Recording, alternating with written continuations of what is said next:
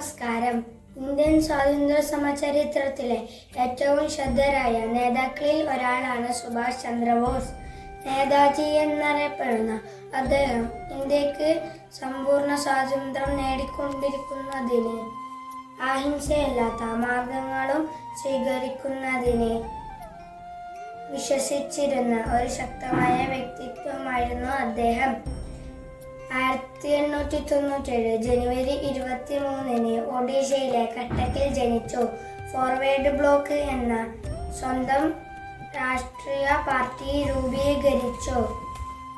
രണ്ടാം ലോക മഹായുദ്ധകാലത്ത് Indian national ആർമിയുടെ നേതൃത്വം ഏറ്റെടുത്തു. എനിക്ക് രക്തം തരൂ, ഞാൻ നിങ്ങൾക്ക് സ്വാതന്ത്ര്യം തരാം എന്ന അദ്ദേഹത്തിൻ്റെ ആഹ്വാനം ഇന്ത്യയിലെ ലക്ഷക്കണക്കിന് യുവാക്കളെ ആവേശത്തിലാക്കി.